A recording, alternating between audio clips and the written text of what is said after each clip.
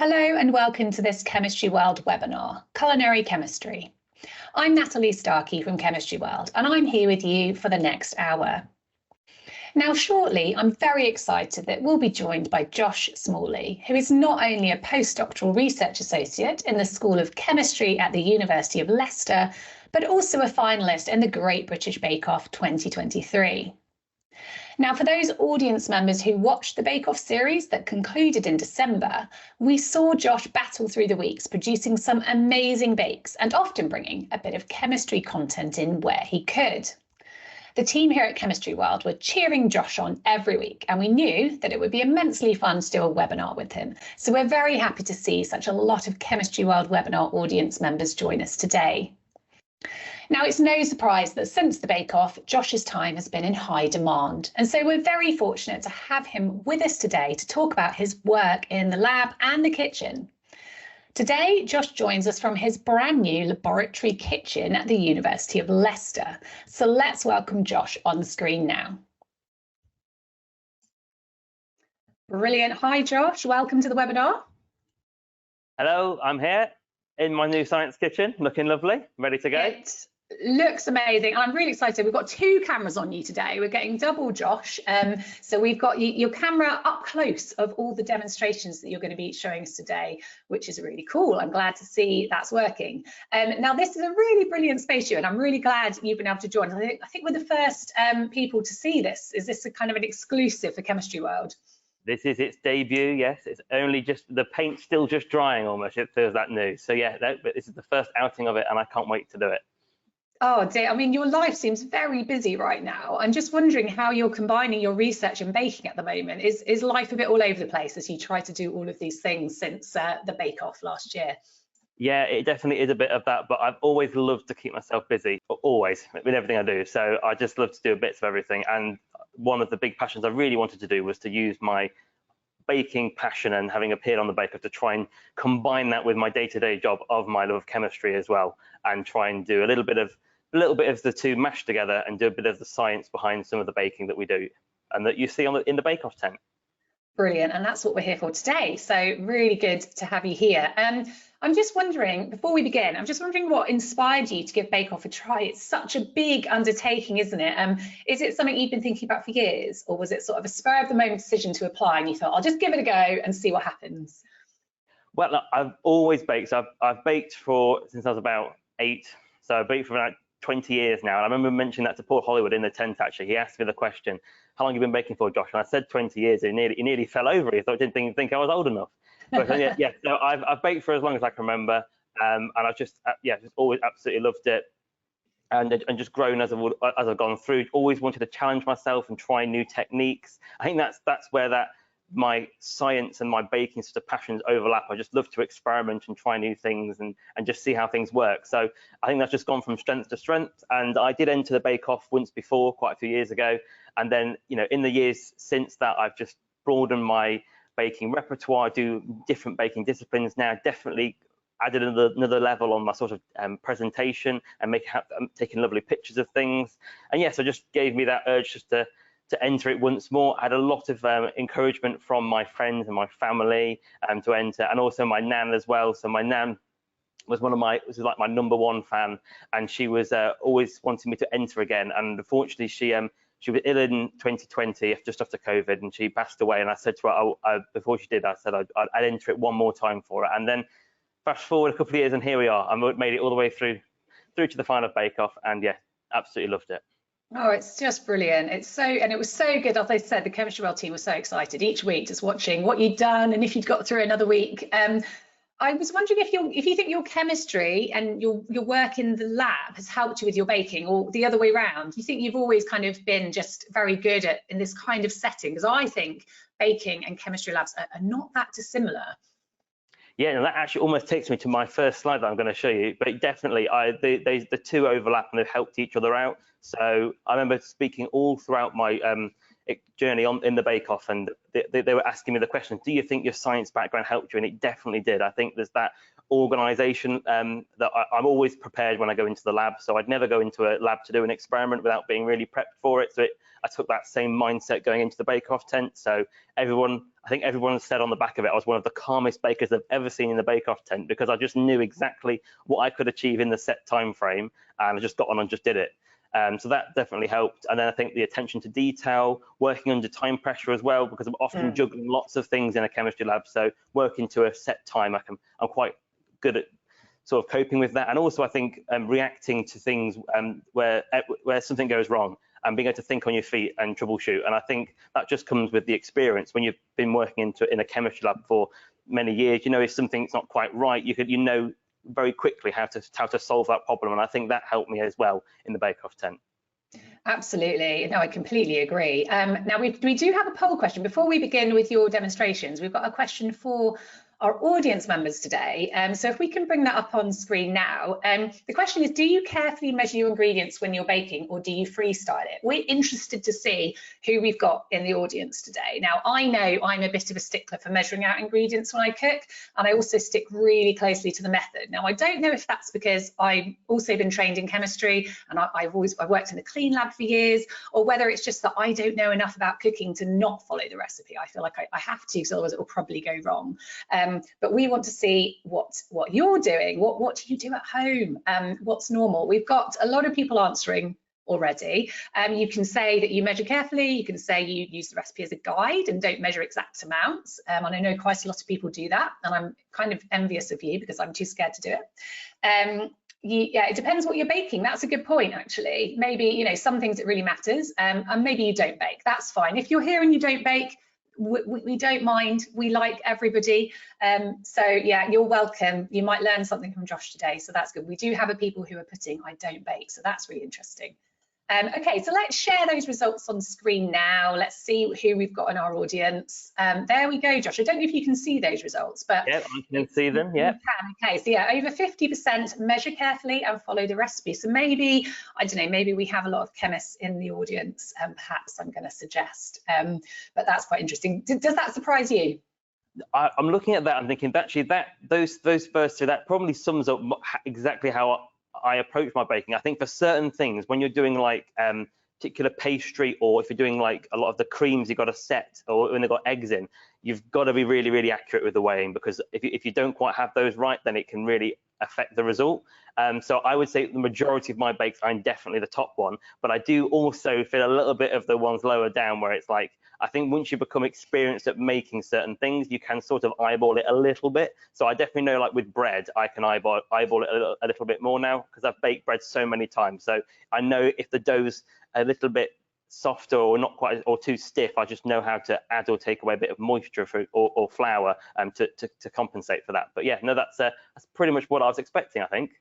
Very good. Okay, so there we know who our audience are now. And I just want to let you know, a lot of you have found the questions box already on GoToWebinar, but please do send in your questions for Josh. I'll be able to ask him those throughout the webinar when I come on to do another poll later. And also at the end of the webinar, we'll have a bit of time. So please do send in your questions, whether they're related to science or to science communication or the bake-off experience or baking, whatever you want to ask, please just use that box. We can see all the questions in there. You probably can't see other people's questions, so don't worry. We can see them all, and we'll be able to look at those towards the end. And I just want to say we're running a little bake-off competition as well.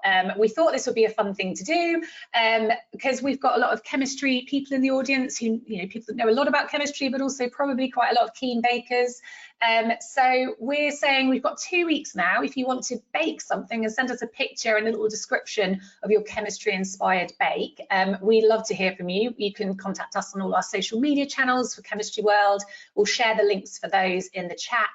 And you can also email us, but you've got till April 10th. So you've got a few weeks to have a think. We've already had a few entries, which is amazing. We only launched the competition yesterday.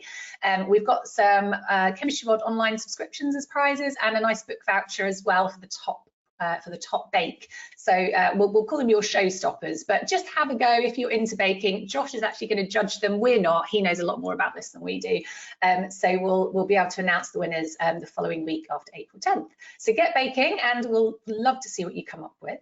But yes, let's get on. Let's get on with Josh. You've heard enough from me now. I'm going to hand over to Josh. He's going to do some demonstrations and some slides, tell you lots of cool stuff, and I'll be back in a bit. So over to you, Josh. Wonderful. Thank you very much, Natalie. Right, it's an absolute pleasure to be talking today and giving you a little bit of insight into a couple of demos of things that you will see time and time again in the Bake Off tent, and also talk a little bit about some of the science or chemistry that's going on whilst putting these together. So that's the talk.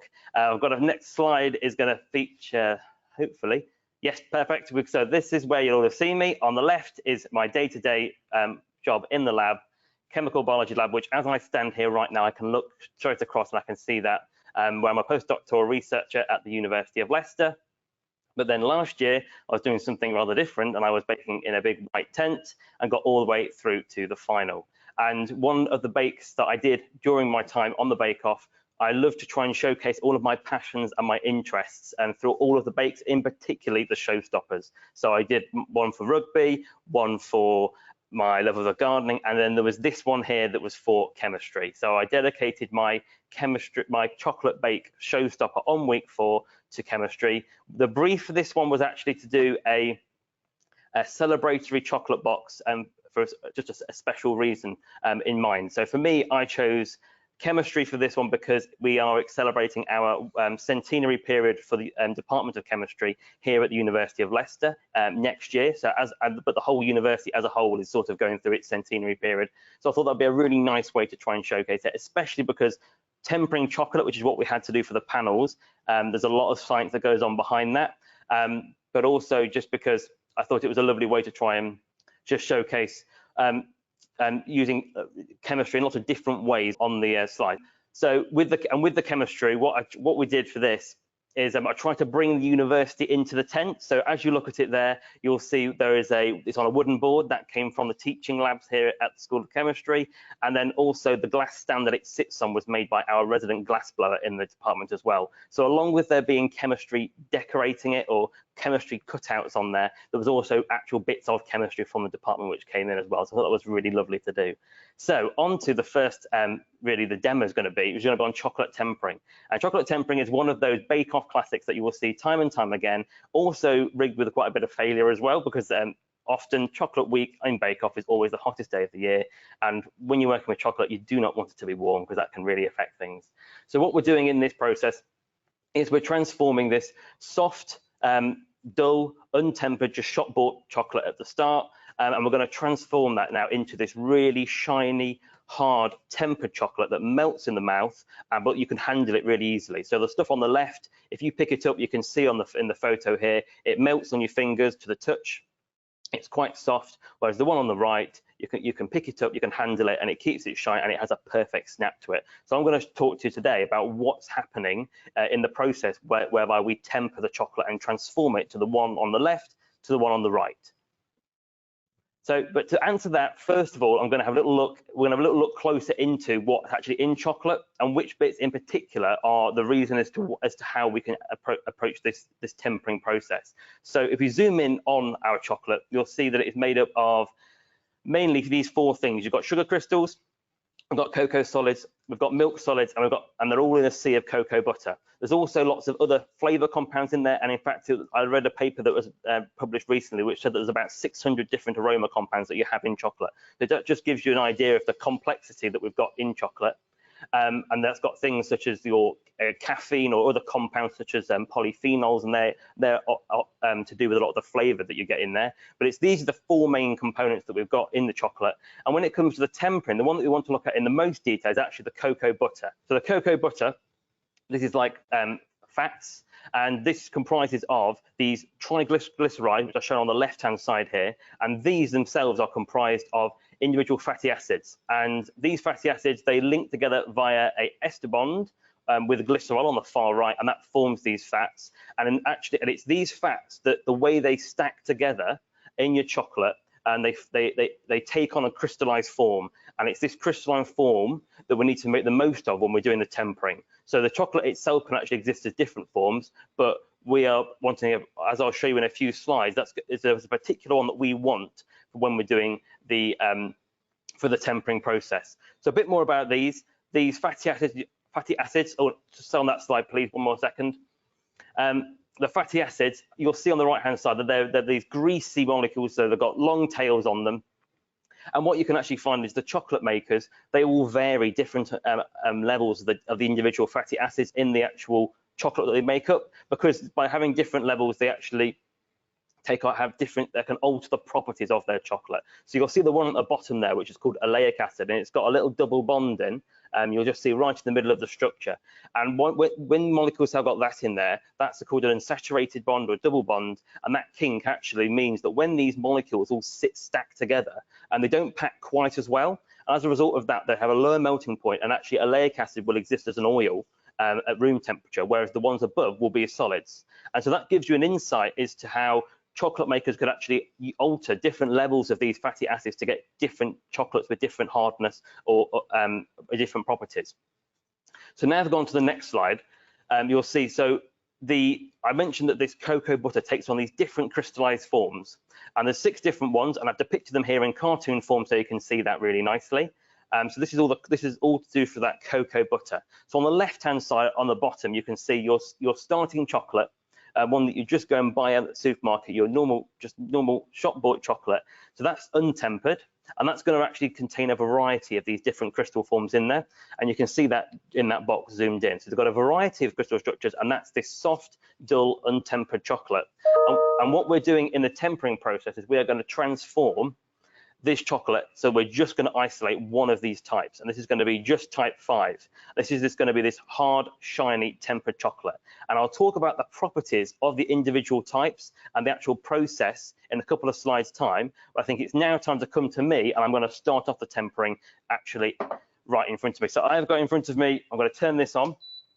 I've got some just normal milk chocolate in here, and we're going to temper this.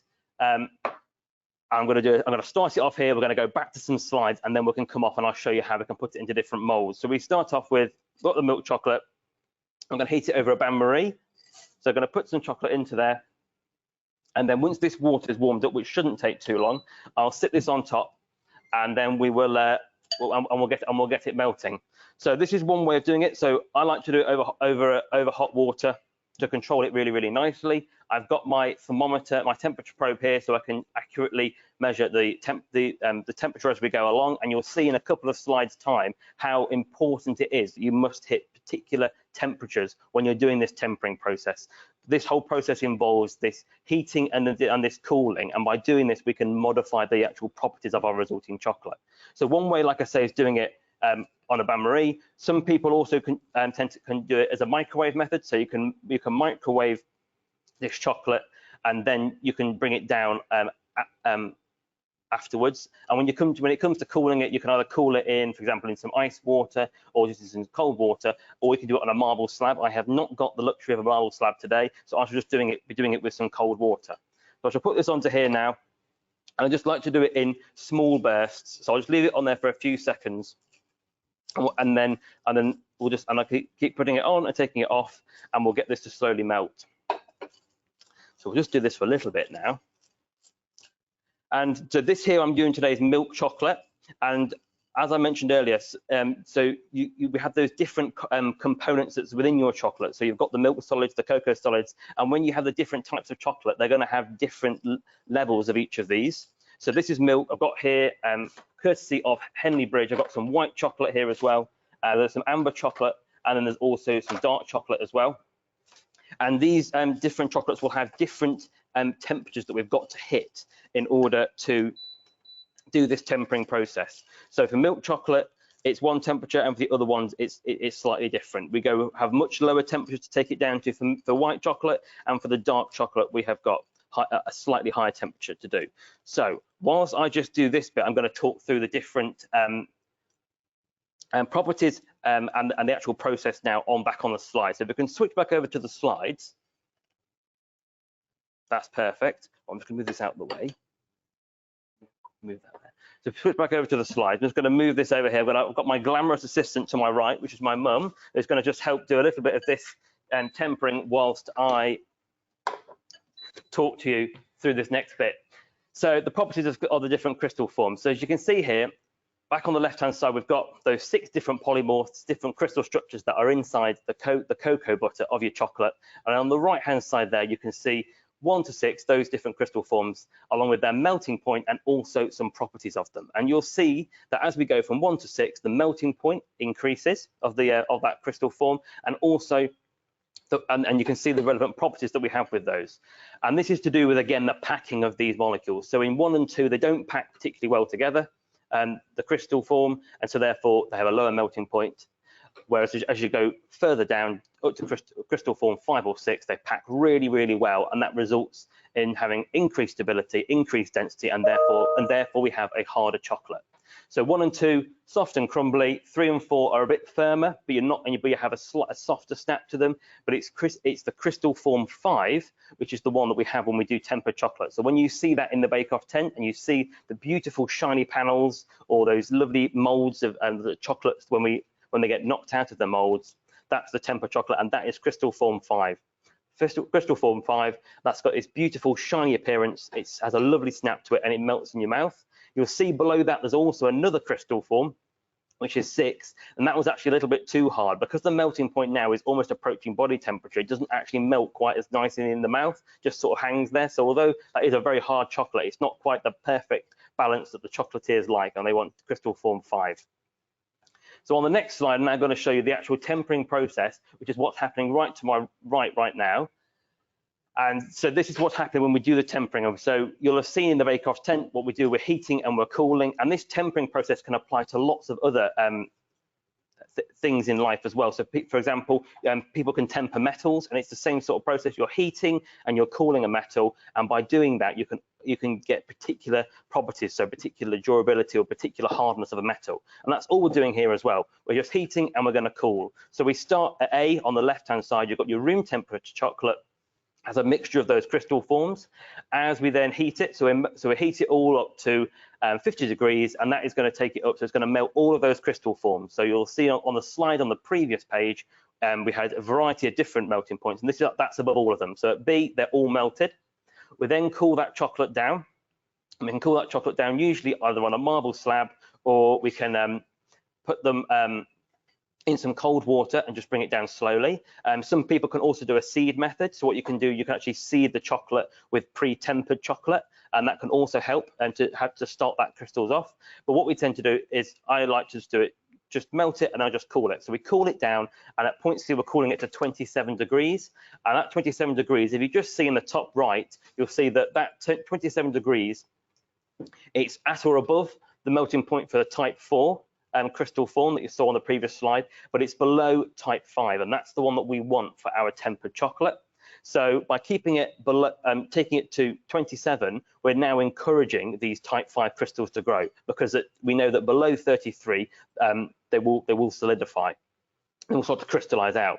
So what we do then, so we cool it down, and then we do a slight reheating. We take it to 30 degrees. That's in part D. And by taking it to 30 degrees, we're ensuring now that any of the other crystal forms that are below 5, so 1 through to 4, we're making sure that they've all melted, because we're above that. We're above the temperature at which they melt. But at 30, we are really encouraging now these type 5 crystals to form. And so that's what we're doing in that tempering process. And then after that, we can then use this tempered chocolate in whichever way we want to have this perfectly tempered chocolate. So we've heated it, we've cooled it, and then we're ready to go with it. And I think we're about ready just now, so you can come back to me. And here we are. So we've got lovely chocolate, tempered chocolate, and now you can do this, and you can use this in many different ways. So I'm going to demo a couple here.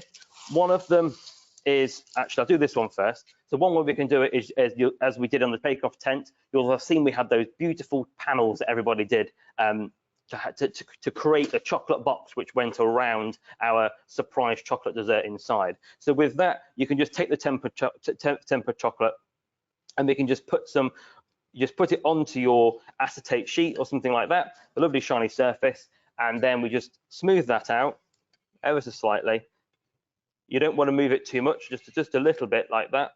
Move that out of the way. And then you just leave that to set, and then that'll have a lovely sheen to it, and it'll be nice and easy to work with. So you can do some construction. The other option we can do is we can fill some molds. So I've got a few here. These are lovely look like jewels, these molds here. So again, with these, you can just pour this into the molds. So I'll just fill up 6 of these like this. Perfect. And we can just tap that around a little bit, just so that they're nicely filled. There we go. And then once you're in there, you can then just tip that out. So we'll tip that out, give it a little tap, make sure we get all the excess out. And this is just going to just form a lovely nice shell on these in this mold. So we can then fill them with some caramel, which is going to be the second demo. And that'll give us some beautiful chocolate caramels. And this is the exact recipe that I did in the Bake Off tent on week 4, and Prue absolutely loved them. So there we go. We've knocked the excess out. You can then just skim off the top like this. Make sure we've got all of the excess out of there. That's perfect. There you are. That's all skimmed off now. And that's a nice thin shell there, and we'll leave those to set. And once they're set in true fashion, here's some that I just did just before we started. So these ones exactly the same. They've already set now, and they've got a lovely sheen to them. So we can then fill those with caramel, which I'm going to do in the demo too. And a couple of other ones that I've done earlier as well, as you'll see. So this is a panel that I did earlier. So you can see, I'll use this camera here. You can see the beautiful shine that we have got on that chocolate there, and that's because we've tempered it nicely. So we've gone from this starting chocolate that was a bit of a dull appearance. It was quite soft, and now we've got this lovely chocolate. So you can see I can handle this now, and it doesn't melt. It's got a lovely shine to it. It's got a lovely snap to it, and it will melt in the mouth as well. I'll have a little bit now. Well, that's lovely. And what I also did just before we started is I also melted some more chocolate. This stuff I didn't temper at all. So this was just melted chocolate and then just left out. And you can see here at the same time, we've got this one here that's set. It's nice and shiny, got a lovely snap to it. Whereas this one here, you can see it's still liquid. So I take it up here, I've got a spoon. You can see here, that's still liquid to the touch. So that hasn't tempered at all. So that I wouldn't be able to work with that in the tent. There's no way we're making a panel with that. So that just shows you how important hitting those particular temperatures are to be able to get this beautiful chocolate. So also, I'm going to jump ahead a little bit here. So these molds, after they've set, and we'll fill them with caramel, then you can add more tempered chocolate to the top of them, knock them out, and you get these beautiful tempered chocolate little truffles here. So I just take one up to the camera. You can just see how lovely and shiny they are. So I'm not going to cut into one yet because we haven't done the caramel. That's going to be demo 2. So I'll hold those off for now. But that's just to give you a little insight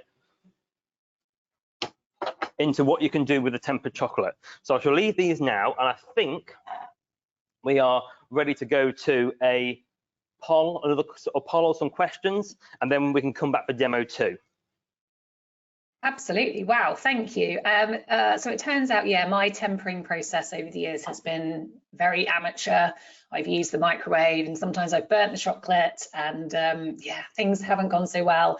But that's been amazing. I've got a friend who's got a chocolate company actually, and she posts loads of stuff on Instagram about all the lovely chocolate she makes. And she obviously knows all about this. I've sent her some of your stuff before, and she's been interested to see the science behind it, because she does it all the time, and it's really cool for her to see the science. So yeah, let's bring up the next poll if we can. There we go. Brilliant. So what's your favorite type of chocolate to bake with? Now it might be, we did have some non-bakers in the audience. That's absolutely fine. If you don't bake with chocolate, don't worry, you don't have to take part in the poll. Mine is going to be probably milk and dark. I have to be honest with you, I've never heard of ruby or amber chocolate. What are those, Josh? Ruby is not one that I've worked with a lot either, but I do love amber. Amber's lovely. That's sort of like white chocolate with like caramel in there. It's absolutely beautiful, really, really nice. And it's, again, they're not two that I work with a lot, but now I've been able to source all this chocolate, and I've got so many more ideas now on the back of Bake Off. These are the ones I would love to work with going forwards. I'm really getting into doing these like these chocolate molds and making these beautiful truffles and things. And I think those different coloured chocolates will be absolutely wonderful to work with for that. So yeah, that's absolutely. my thing going forwards. We do have a question from Samantha saying, as a result of the different temperatures required by each type of chocolate, does this mean a mixture of chocolate can't be tempered? That's a good question. Oh, that's a really good question, how that would work. I think the actual temperatures between white versus milk versus dark are very, very small. It's only about a degree in it. So I imagine you would still be able to get a temper, but I think you might have to do a little bit of trial and error yourself to find out what's the perfect temperature to hit. So we take it back take it down to 27 and up to 30 for milk. For the white chocolate, you take it a little bit lower and you don't take it up as high, so it doesn't go above 30. And then for the dark chocolate, that can be taken a little bit higher. Okay. So just slight differences in them. Dark chocolate is one of those ones that was a very tricky one to have in the bake-off tent, because the dark chocolate, as you can imagine, when you've tempered that, it sets very, very quickly. So I think there's a lovely video of me when I've got some nozzle issues doing some piping, because the dark chocolate, it was really cold morning. So I tempered this chocolate and it kept clogging up in the nozzle of my piping bag. So the dark chocolate, although it is fantastic because you can get a really good temper and it sets rock hard, but if you don't work quickly, or if the atmosphere is a bit cold, then it's you got a bit of a problem. So milk's a really nice one because it's just somewhere in the middle. The white chocolate, again, when you had a really, really hot day in the bake-off tent, which I think we had to temper white chocolate for the chocolate cheesecake on the technical on that week. And again, that was a really hot day and we're trying to temper white chocolate, and that's really quite tricky to do when it's a really humid atmosphere. So yeah, I can imagine. Yeah, I'm going to bring up the results quickly. Let's show those, because dark wins. But I had a question about that actually, in terms of different countries obviously have very different temperatures. In the UK, it's usually quite cold. In the summer, it can be very hot. Do we have different compositions of chocolate in different countries? Because you're saying it melts, around 38. Some countries are commonly above that. Do they have a different concoction of chocolate that doesn't melt as easily? Well, I'm not sure with that, but what I will say is that so a lot of the chocolatiers, when they're working, a lot of the chocolate they work with, I'll mention one brand like Calabo. A lot of the chocolate that you get, it's already pre-tempered. When you buy these really expensive brands, so they've already pre-tempered it, and in those cases, all you need to do is you can just melt the chocolate and then it will just temper back, providing you keep it at a particular don't go above 31 degrees or so. So that's one example where you can actually really help yourself along there. If you don't just use bog standard milk and chocolate from the shop and you buy one that's pre-tempered, that can help you. So if you wanted to have a go with it and have less margin for error, then you can do that. Also, what you could even get now, you can actually buy the crystals, they're like the type 5 crystals. So you can actually typical, like this is chemist head on there, so almost like you're just seeding your melted chocolate with the exact crystals that you want, and that will encourage them to grow. So you can actually just get your chocolate, you can melt it, and you can buy these crystals that you can just drop in there, and then it'll help to encourage that tempered chocolate crystals to form. Wow. Okay, that sounds very cool and fun and quite chemical. Brilliant. I'm going to let you carry on because you've got another demo to do. So I'm going to disappear again, and I'll be back with loads of questions coming in, which is brilliant. So we'll get onto those at the end. Perfect. I think I've got a slide to come up first. So yes, so demo 2, again, another bake-off classic. How many times do we see caramel in the bake-off tent? Often going wrong because we're having to do a million jobs, and one of them is also washing the sugar, which is on the induction hob at the end, but you often take your eye off it. You take your eye off it for 1 second and it's already burned. So you'll have seen those mishaps in the tent many, many times. So that's another one I'm going to go through today, and it ties in really nicely, like I mentioned, to those chocolate caramels and to my chemistry bake that I did in the tent. So making caramel, that's just taking your sugar, beautifully sweet sugar, and we're going to turn it into this extremely complex flavored caramel, and there's a lot that goes on. So that the chemistry in your caramelization, it is not just one reaction happens, it is a multitude of things that happen. You can imagine you're heating it to such high temperatures, a lot is going to happen. So you're starting off here with your normal sugar, sucrose, and you've got the structure of it just there. It's a disaccharide, and because the building blocks for sugars are monosaccharides, which is if you just broke that in two. And if you broke the structure there of sucrose into, you can see it comprises of glucose and comprises of fructose. So there are two. So we're starting with sucrose, and what we're going to do is we're just going to heat it really, really high, and we're going to transform this white sweet sugar into this beautiful caramel. And then with the caramel. So if you just heat it as it is, you'll just get the caramel. It will set really, really hard, and you can use that for things like if you're doing croque and bouche. So you can make a caramel, you can stick your profiteroles in there, and you've got this really hard set caramel to put together. Or you can use it, and once you've made the caramel, you can then use that to flavor other things. So I use it often to make like a caramel milk, and I can use that again usually in the fillings of my profiteroles. I love to do that. Make a caramel milk, then make it into a patisserie cream and fill my profiteroles. Or you can do, for example, just like a nice runny caramel that you would fill a chocolate, and that's what I'm going to show today. Now, to make the caramel, there's two main methods that you can do it. There's a dry method and there's a wet method. The dry method is the one that's often tried in the bake-off tent and goes wrong, because it relies on, you've got to have a good pan, you've got to have good even heat, you've got to keep an eye on it. Whereas the wet method is a lot more foolproof, and I think if anybody hasn't made caramel before, or has had a lot of issues with caramel, or is really nervous of trying it but wants to give it a go, the wet method is the one that I'd recommend, and that's what I'm going to show you today. So if we come back to me, I'm going to just show you how we start it off. So I've got pan here again, induction hob, pan. I've got some sugar. So I've got 200 grams of sugar. I'm just going to add that into the pan. And then for the wet method, what we're going to do is we're going to add some water. So for the dry method, you would just add the sugar, and you've got to then just heat it, and we're encouraging the sugar to melt, and then it will just eventually turn into caramel. Sucrose or sugar will caramelize at 160 degrees. But when you do the dry caramel, what can often happen, especially at home for me, because I've got a gas cooker, if you don't quite get that perfectly even heat underneath, you can end up with little hot spots on your sugar. So some bits can begin to caramelize more than others, and that's where you can end up some bits going further than others, and you might get a bit of a bitter taste. But what I'm going to do here is the wet method, where we start off with the sugar. We're going to add in some water. So I've got 60 ml of water in here, and then I'm just going to turn this on,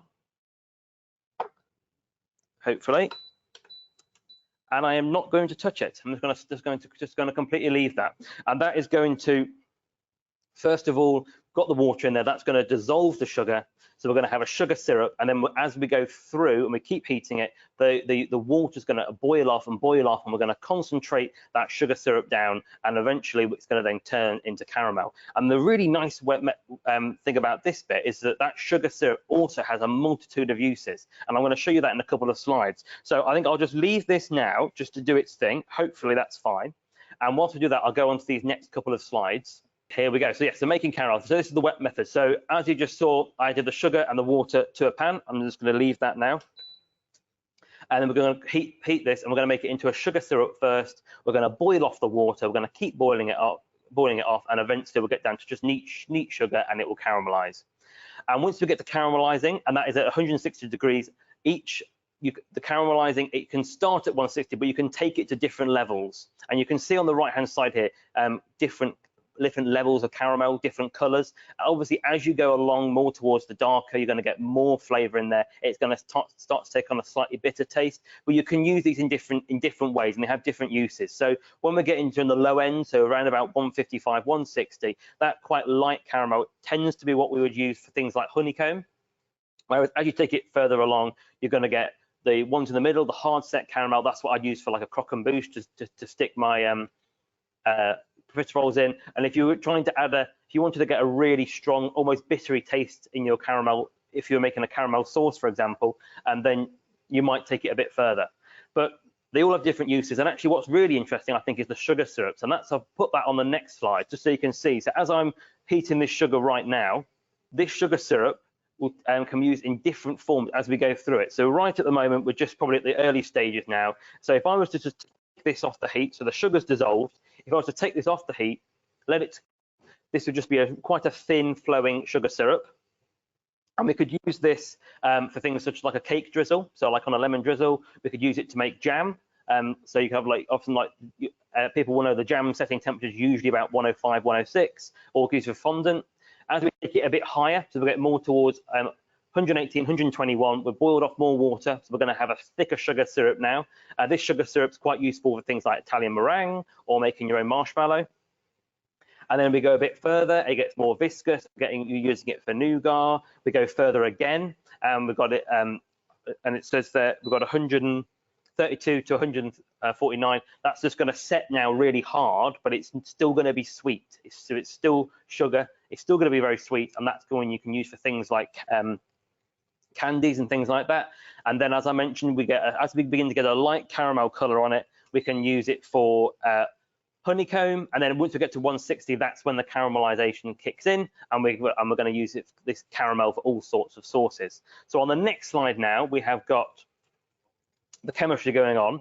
Now I'm going to talk through this. If I start to caramelize right in front of me, we might switch back, but I'll keep an eye on this and try and do the slides at the same time. So the caramelization. So I showed you a few slides back the structure of sucrose, and what's happening is when we're doing the caramelization, we're heating it. We're heating it a lot. Once we get to 160, what can happen is that sucrose can split apart. So it splits apart into your glucose and your fructose, which is at the bottom left there. And this actually a process is called sugar inversion. And so you've got your glucose and your fructose, and then it's from this point now that lots of other things can happen. So we're going to continue to heat it. And what can happen now is these individual building blocks, the glucose, the fructose, these are called monosaccharides. These can now, they can either fragment further, or they can actually begin to join together and make bigger molecules. So the example, as you follow the line up and to the right, that's an example of polymerization that's happening. So so as you look at your glucose and your fructose, you can see we've got lots of OHs, lots of alcohol bonds on there. So you can imagine as you keep heating, what can happen is you can lose water, H2O.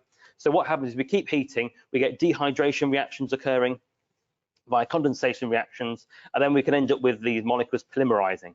So if they polymerize, these are joining together and making these much bigger molecules, and it's these big molecules that are responsible for the color that we see in our caramels, for the browning that we see. And those compounds mentioned on the top, caramelin, caramelen, and caramelin, they are these brown colored compounds which are responsible for giving caramel its color.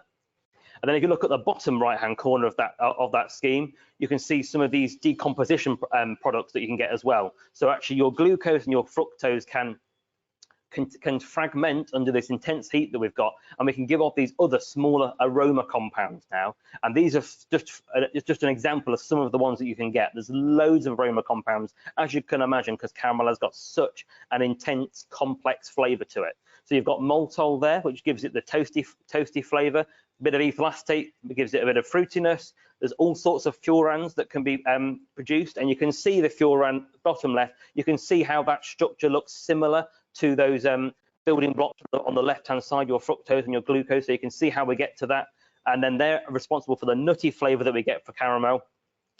And then you've got diacetyl, which is there for the butteriness. So it's all combined. This is what's contributing to all these amazing flavors and colors that we get in our caramel. So it's definitely not chemistry of caramelization. It's not just one thing happening. There is a lot that's going on in that process. We are taking our sugar, we're breaking it apart, we're dehydrating it, we're taking all these water's given off, and it's going to fragment all these, all sort of doing other reactions and combining together, and we end up with all these various products. So that's all of that. If we come back to me now, I'm almost there. So I'm almost there. It's not got a caramel color yet. So if you've got a question, Natalie, or anything like that, we can do one of those now. And then once I begin to caramelize the sugar, we can jump back to me. Absolutely. Let me know when you're ready. But we have a question. Oh my goodness, we only have hundreds of them. Okay. What can I ask you? Can impurities in sugar affect caramelization? I'm guessing probably yes.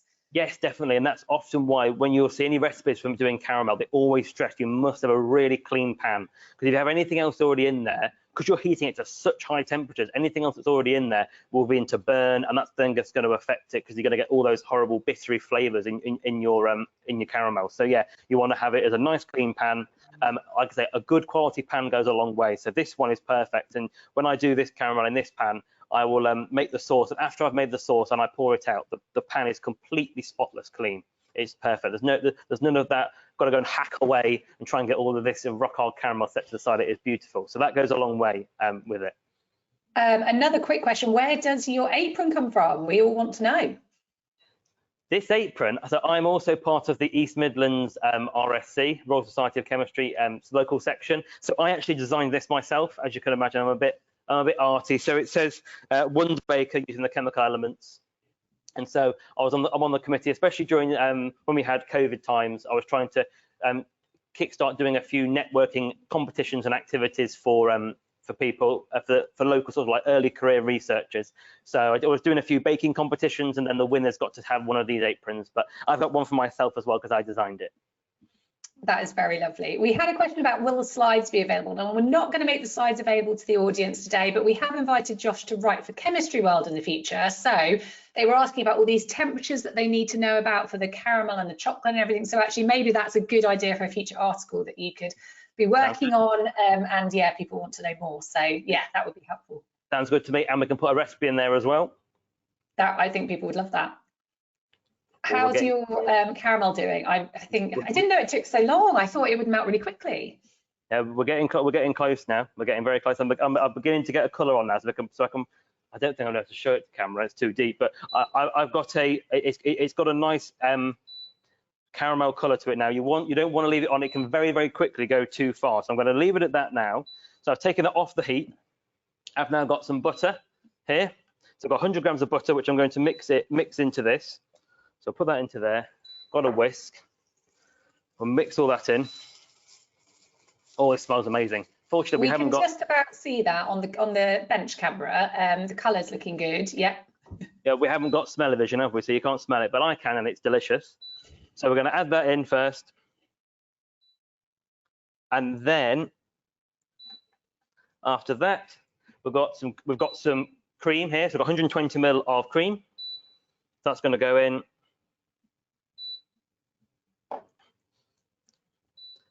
Keep going. And then I've also got a little, I like to have salted caramel, so I'm just going to put in a little pinch of sea salt as well. And someone's asked, why didn't you stir when you were melting the sugar? It's because you made a point of that. You definitely didn't stir it during that process. Yeah, so it's really important. So when you're, or we just get this, right, yeah, the hob's not playing games now. When you're doing the heating process, you don't want to touch it. If you start to touch it, what can happen is you can cause the sugar to start to crystallize out, and then it's gonna mess it up. So you want to completely leave it alone. And this is not playing games now. It's beeping a lot. Are we on? Yeah, I think we're there now. So we're going to hit. So I've taken it off the heat. I've added my butter, added my double cream, and I'll return it back to the heat now, just for around about a minute or so, and I'll just thicken it up ever so slightly. So I'll just do that for 20 seconds, and then I'm going to show one that I've already made, so it makes it easier. And I'm going to just disappear off camera now so that people can see your camera's a bit bigger. So I'm still here, but yeah, I'll turn my camera off. That's perfect. Well, I think we'll leave that now because otherwise I'm going to take too long. So once you've put it back onto the heat, 30 seconds, 40 seconds, and then you can pour it off. When you pour it, you pour it out into a glass dish, and then I just tend to put a bit of cling film over the top so it doesn't form a skin on it. And then once you let it cool, you'll end up with this beautiful caramel sauce, which I have already prepped one of just here. So let's just move that outside. You can see here, here's one. So once I've taken it off the heat, let it cool down, and then I end up with this lovely caramel sauce. I'll move the camera. So you can see now it's lovely. It's set really, really nicely, and I'm going to use that then to fill my chocolate truffles. So I have got, move this out the way, move this here. Here we go. So from earlier, my chocolate molds that we filled, I've got some caramel that I've put into a piping bag. Once I let it to set, it's absolutely gorgeous. It's just the right thickness. It's not going to ooze out and so it pours out everywhere, but it'll just be nice and soft. So chop the end off that, and then I will just fill. Can we see that on there? Yeah, we can. I'll just fill this up like so. Like that. There we go. Do this very quickly. Perfect. So once they're all filled, then you just get the tempo chocolate again. We're going to pour that over the top, and then we'll just skim the top off, and then we'll let those set. And once they're set, we can then turn them out, and we should end up with these beautiful chocolate truffles. And you can see they've got a lovely shine to them. I'll take a look at the camera again. You can see they've got a lovely shine to them on there. And then hopefully we just cut one open. Let's have a look. There we go. You can see it's got a lovely, nice oozy caramel centre on there. Beautiful. Oh, very nice. I'll give one to my glamorous assistant as well, who's been helping me out. There we go. Right, so that is making tempered chocolate panels, tempered chocolates with a caramel centre, and then they were the two bakes, or they were the two components that were featured heavily in the chemistry bake that I did in the Bake Off tent. So I think if we go back to the slides, I can come back to that now. And this was the finished product. You can see now the glass stand on the right hand side picture, really on show now. That was the one that was made by Gail, our glass blower in the chemistry department. They've got the chocolate truffles, or the chocolate caramels sat on top of the cake inside. I even piped chocolate on the top of them using the chemical elements, and that had a caramel, the same caramel I just made now was inside those.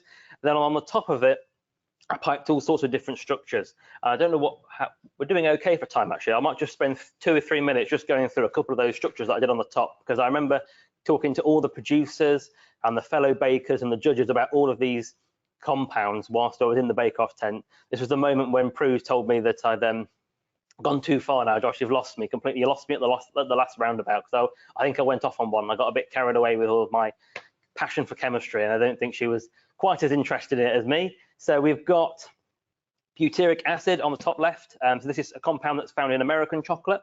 It has quite a rancid, almost very dairy, very rancid taste to it, not particularly nice. That's probably why I'm not always a huge fan of American chocolate, because I find it's not quite what I'm used to. But this butyric acid has been shown to prolong shelf life, and that's probably why it is included in some chocolates, so that it lasts a bit longer. Then the next one is a compound that we've already seen earlier in this talk actually today, which is oleic acid. So that's one of the fatty acids that that's in your cocoa butter, but it's also the fatty acid that is most prevalent in hazelnuts. And hazelnuts was a nut that was featured very heavily in this bake that you see just here. So I used roasted hazelnuts on the top, and in one of the ganaches in the truffles as well. And as I mentioned earlier, it's got that double bond in the middle, and because of that double bond, that makes it an unsaturated fat, and therefore it exists as a lower melting point because they don't stack together, the molecules, quite as well, and therefore it exists as an oil. And that's why it's a healthy fat, because obviously with it being oil, it's just going to move around better. Whereas if you had a saturated one that was going to be solid, they're ones that are bad fats that can clog up arteries, whereas these ones are healthier ones because these are nice and liquid. And then we go further around, we've got sodium hydrogen carbonate. So that is what we've got in our baking powder, or if you just buy bicarbonate of soda on its own. That's what's going to help us make all of our beautiful cakes have a lovely, nice rise to them, be nice and fluffy, lots of big air gaps in them. And also, if you're doing like fluffy American pancakes as well, I'll use it in that as well. And that is what happens. So when we are making our cake, the sodium hydrogen carbonate, with the heat, it will break down, release CO2, give rise to your cake. But also, it can also produce CO2 by reacting with an acid as well, because it is a base. So it's an alkaline on its own. But if you have an acid in there, that can also react with it and release CO2. And that's the difference actually that you have between your bicarbonate of soda and your baking powder. So your baking powder actually is bicarbonate of soda, but has an additional acid added to it as well. So it has cream of tartar or potassium bitartrate, and that acid, when it goes into liquid forms in your cake batter, it will react with your sodium hydrogen carbonate, and it will release CO2 in a double attack really. So you've got your acid and your alkali reacting together, but you've also got the heat from the oven that's also going to help give rise to your cake. And also with it being an alkali, your bicarb, that's why when you have too much of it in a bake, you can tend to get a slightly bitter flavor. So don't go overboard with it. You only need a small amount. A small amount goes a very, very long way with it. And then if we keep moving around, we've got maltol again, which you've seen before, so probably don't need to go much on that one. So if we go to the next one, we've got vanillin, I think is the next one. So vanillin, as you can imagine, the main compound that you've got in your vanilla. And the difference, what's always interesting that I always like to tell people is that when you have when you go to the shops, you can see vanilla extract or you can see vanilla essence, and you always want your extract, because that's the one that's actually been extracted from your vanilla bean pods. Whereas your vanilla essence is often made using synthetic vanilla, which has been lab made, and it never tastes as good. It's probably cheaper, but it never tastes as good as vanilla extract. So always buy the extract, not the essence. And then the last compound at the bottom is phenylethylamine, and this is what's been long-termed the love drug, or the chocolate amphetamine, because it is a neurotransmitter, and it is released in the brain and can stimulate the brain's pleasure centers. You get that really good feel-good effect. It does do that, and it is present in chocolate, so that therefore that's why everybody associates chocolate with falling in love, and it's always around at Valentine's Day. However, the phenylethylamine that you've got in your chocolate, which is quite a lot of all foodstuffs, is actually chocolate contains one of the highest levels of it.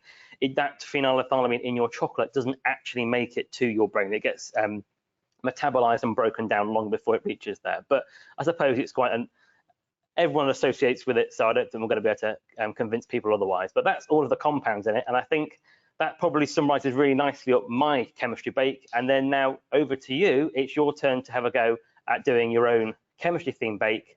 Send them in, and I can't wait to judge them. Absolutely. Well, I think, we've all learned a lot here. I'm actually going to go and try some of this. I've always been too scared to try caramel or anything to do with that. But you've made it look not so scary there, and so I might be brave. And one question we've had in, does the wet or dry method affect the taste of the caramel that you make? So with your dry method, you will get a more complex flavor. You're going to get you might get a deeper caramel flavor, possibly. It might be slightly more bitter. So that is going to, but I don't think there'll be that much difference, because you're still doing exactly the same thing. The wet method's just going to take a bit longer, really, because you obviously got to boil off all the water before you've got down to your molten sugar. But it's definitely the easier method, because you're dissolving the sugar first, and then it's boiling off the water, and you're forming the syrup. Whereas with the dry method, you've got to get that sugar to melt in your pan, and that's the tricky one, because if you've got certain hot spots in your pan, and anybody that's made caramel will know, you sit it on there, and you just see one corner of your pan might start caramelizing or colouring up more than the other bit. So it's just about keeping an eye on it. But I love to use the wet method. It's a lot more foolproof, as shown today, because I've been able to talk and do that and do everything, and it worked fine. You've done amazingly multitasking there. I'd be very stressed at this point. You're doing well. Does it matter how much water you put in? Because you put in, I guess, 30 ml per 100 grams of sugar, but how important is that measurement? I don't think it would make a lot, but you'll be surprised that once you've heated up sugar, you can dissolve a lot of sugar in a very little amount of water. So you only need a small amount. There's no need to go overboard with it. You're just going to have to boil it all off. So 40-50 ml will be, that's going to be perfect. I couldn't show you in the pan, but actually it wasn't enough to completely cover the sugar. It's just enough to help it to dissolve. So give it 30 seconds on there, and it will, you can dissolve a lot of sugar in a very little amount of water. Okay, that sounds good. I'm going to move away from the chocolate and the caramel. We've had a question. We haven't got much time left. I'm going to get through a few more questions. We've already had quite a few. And it's from Jane, who can't eat anything containing gluten, and sadly they've got celiac disease. What is the chemical composition of gluten, and how does it act in a recipe? Why is gluten so important in our cakes and breads that we make? Well, gluten's just really, really great at being able to get, especially with bread. Obviously, it just helps. So you get a really love stretch and elasticity to your dough when you've got your gluten. And so often when you do the substitution, you often don't quite get that as much. But I haven't done a great deal of gluten-free bread baking, and that's one of the ones that I really would love to do a lot more of this year, because my cousin is a celiac as well, and I'm already tasked with making her wedding cake this year. So I'm not going to be doing breads for it, but I've got a lot of gluten-free cakes to make for that. So I'm really looking forward to it. That's a lot of pressure. Good luck with that. We actually had, I don't know if my team in the background, but I'm going to give them a task to do really quickly now. We have an article in Chemistry World, I think it was out in January this year, that was looking at alternatives in baking, and actually, you know, alternatives for eggs. And obviously there's lots of different things people can be allergic to or intolerant to. And that there's so much chemistry in that. It's a great article, and you can kind of have a look at all those different alternatives, have a go with some of them, because, you know, you can just try things out. And I think it's a bit of trial and error, isn't it, for some of the quantities you might need to try and all of that. So yeah, if they'll put that in the, I think they've already done, oh, someone's very quick. Ada, thank you very much in the background. The article's up there, so do check that out after the webinar.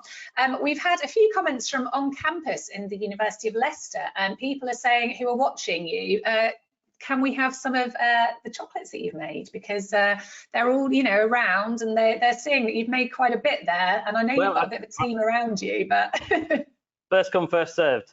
I wish I could have one. This is the problem, I'm too far away. Okay. Well, I've had a very big team of people helping me today, so I think they definitely earned first dibs on the chocolates. Absolutely, that's what I was going to say. There's quite a few there, and your mum definitely working in the background has been great. I think that is all we've got time for today. We're just about running out of time, and oh my goodness, we've covered so much. You've done a great job, Josh. I think we're going to need to have you back to do a future Chemistry World webinar. It's been a great audience here today. Everyone's been very interested in what you've been talking about. And so I just want to say a big thank you to you, Josh, and all of the team around you, and to the University of Leicester for setting up this kitchen and getting us all ready for this webinar. We're really excited to see how well you're doing with all of your post bake-off experience. So thank you so much. And yeah, the audience for getting involved, you've been fantastic, asking lots and lots of questions. As we've said, if you want to put your knowledge to the test, then do enter our bake-off competition. Send us your showstoppers, not the actual cake, obviously, although we'd love that, but a picture of your chemistry-inspired bakes, and let us know either the recipe or a description, and we're going to get Josh to judge those. There's lots of J's there, and we'll announce the winner on social media, so that will be very exciting. If you missed anything today, or you need to go back and watch the webinar again, it will be emailed out to everybody who registered within a couple of days. Give us a little bit of time to get that processed, and you'll be able to watch again and tell your friends about it if they want to come and watch. And if you've enjoyed this webinar, then please do check out chemistryworld.com/webinars for future events. We have lots of a range of different content across our website, so please do check that out. And you can even register for a Chemistry World account to sign up for our reaction newsletter, which includes a weekly digest of big stories from across the world of chemistry. But yes, as I said, that is all we've had time for today. Thank you once again to Josh. It's been brilliant, and I hope you have a brilliant Easter and you get to relax and you're not doing all the baking this Easter. Lovely, thank you very much. Absolute pleasure. Thank you. Bye bye, everyone. See ya.